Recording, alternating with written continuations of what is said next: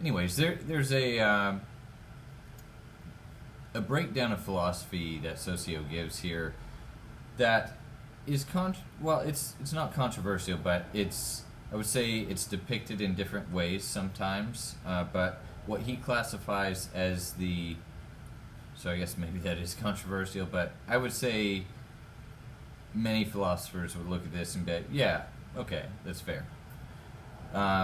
So some of the main categories that he breaks down as into subcategories of philosophy are metaphysics, which is essentially the study of ultimate reality,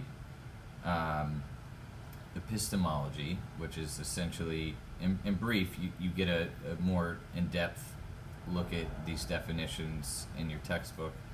It's a study of knowledge. Ethics is essentially the study of like what's right.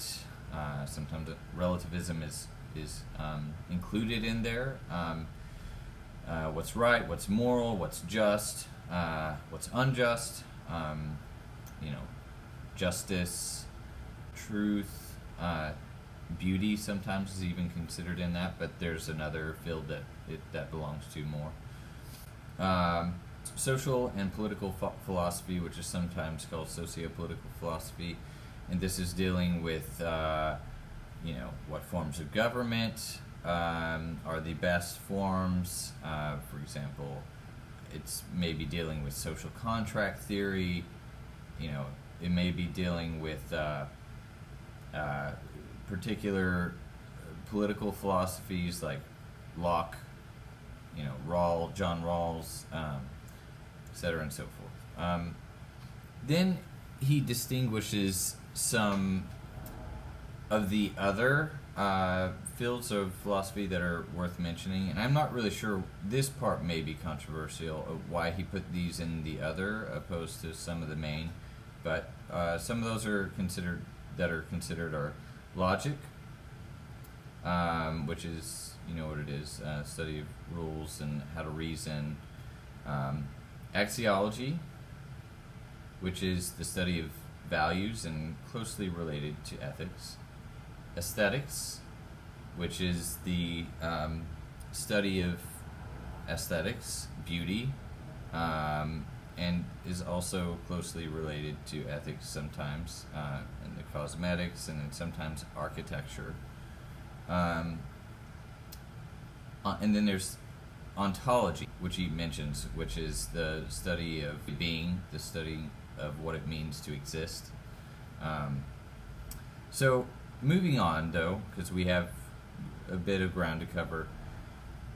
Interestingly, he introduces two terms. One is philosophical archetypes, and one is just a regular archetype. So let's start with the first one first. A regular archetype, which he just calls archetype, is, quote, a basic image that represents our conception of the essence of a certain type of person. According to psychologist C.G. Jung, some of the images have been shared by the whole human race from the earliest times, unquote. This is taken from psychiatrist, psychologist Carl Jung, I would even say philosopher, Carl Jung, who basically depicted these, what he called archetypes, which were basic images that were found since the beginning of time within humanity.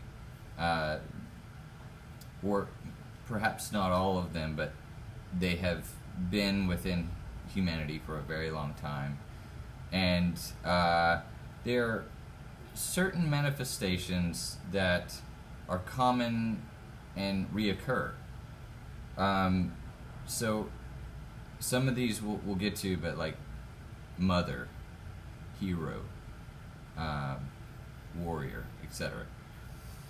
So then there's another term that he introduces called a philosophical archetype. And this is basically a philosopher who represents an original or influential point of view in a way that significantly affects philosophers and non-philosophers, cynic, saint, pessimist, optimist, atheist, rationalist, idealist, and so on, unquote.